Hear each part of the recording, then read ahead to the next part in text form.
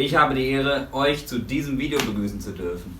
Wie man an diesem Stapel sieht, geht es heute um Reifen. Und zwar um meine persönlichen, in den letzten 1-2 Jahren getesteten Top 3 Reifen.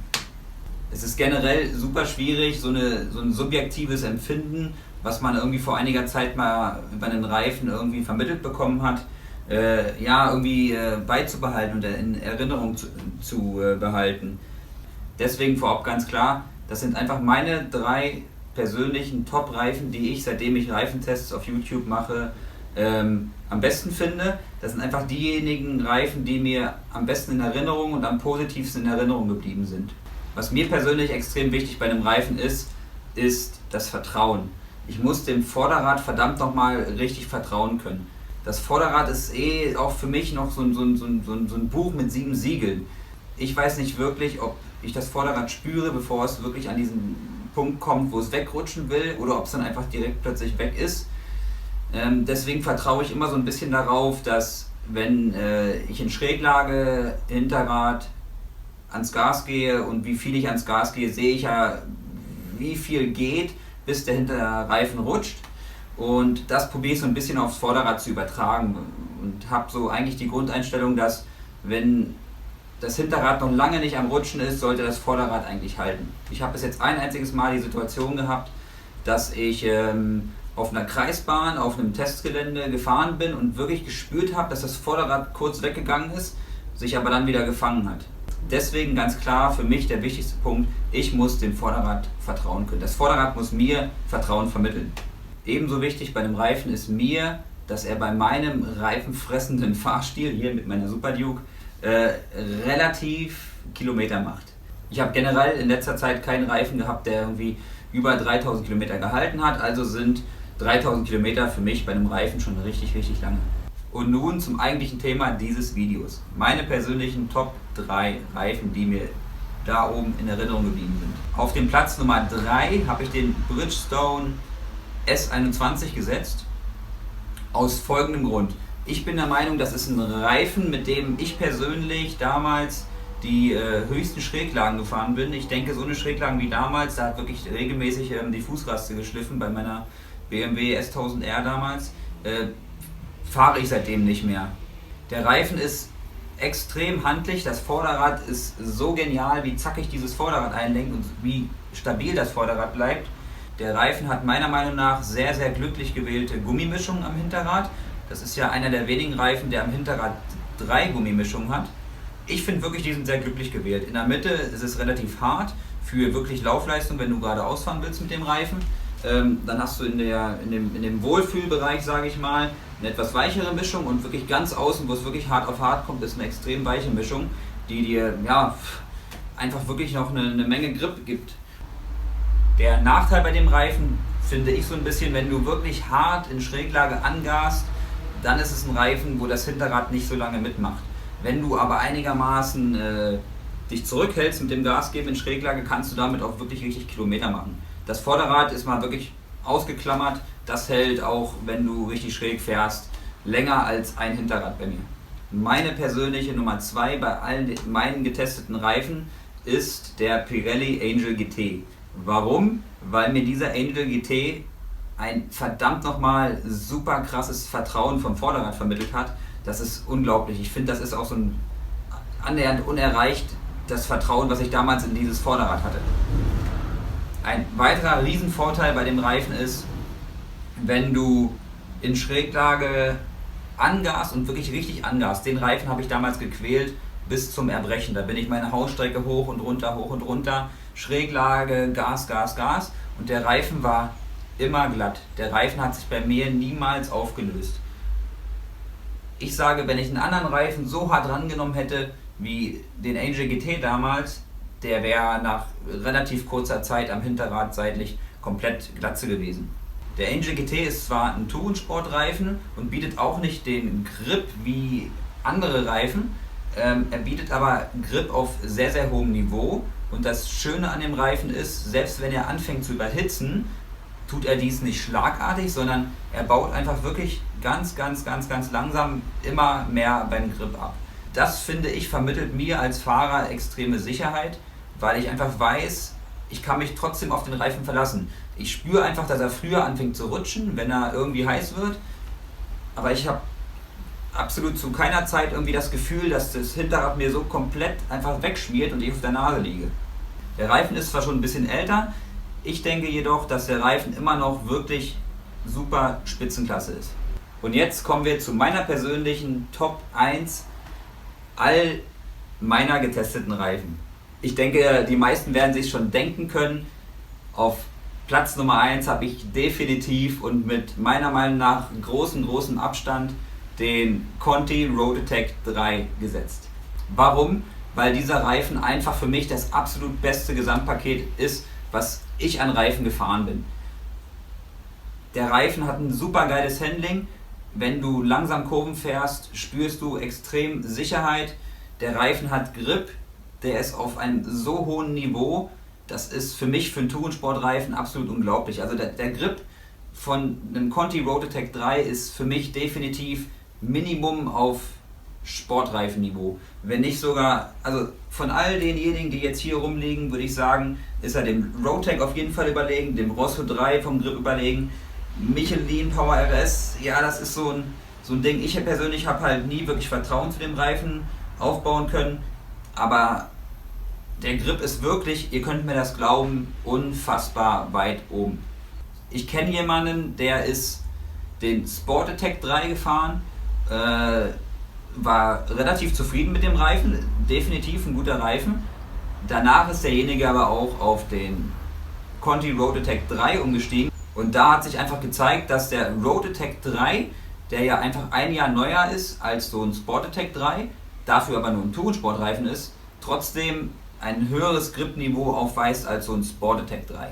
Das ist auch meine persönliche Vermutung gewesen. Ich habe ja damals letztes Jahr auch den Sport Attack 3 getestet und gefühlt ist es wirklich so, dass der Road Attack 3 auch für mich, und das bestätigen jetzt halt auch Leute, mit denen ich zusammen fahren gehe, die meiner Meinung nach auch wirklich schräg und wirklich richtig gut fahren, bestätigen mir das, dass der Road Attack 3 dem Sport Attack 3 auch überlegen ist. Beim Road Attack 3, ja Leute, er löst sich optisch auf, aber er macht trotzdem richtig Kilometer. Und das absolut Geniale ist bei dem Reifen einfach der Grenzbereich. Du spürst den Grenzbereich sowas von gut, deswegen habe ich auch in meinem zweiten Teil wirklich in jeder Kurve auf den Punkt eigentlich genau schwarze Striche ziehen können, weil du spürst ganz genau, jetzt gleich bist du an dem Punkt, wo der Reifen hinten so ein bisschen anfängt zu schmieren und so ein bisschen anfängt zu pendeln und das ist einfach absolut genial und so ein Punkt, wenn ich so einen Grenzbereich habe, den man so verdammt nochmal gut spürt, das vermittelt mir zusätzlich absolute Sicherheit bei einem Reifen. Da weiß ich jederzeit, ja komm, da kannst du jetzt mal einfach mal richtig reinknallen und der Reifen, der zeigt dir einfach rechtzeitig, total gutmütig, jetzt gleich ist vorbei, viel mehr darfst du nicht.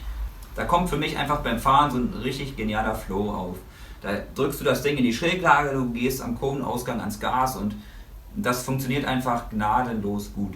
Ich kriege ja mittlerweile viele Nachrichten, viele Kommentare und richtig auffällig ist einfach bei dem Conti Road Attack 3, da kommen wirklich Nachrichten, da kommen Kommentare, hey, vielen Dank für das Video, vielen Dank für die Empfehlung, der Reifen ist der absolute Hammer, ich will nie wieder was anderes fahren.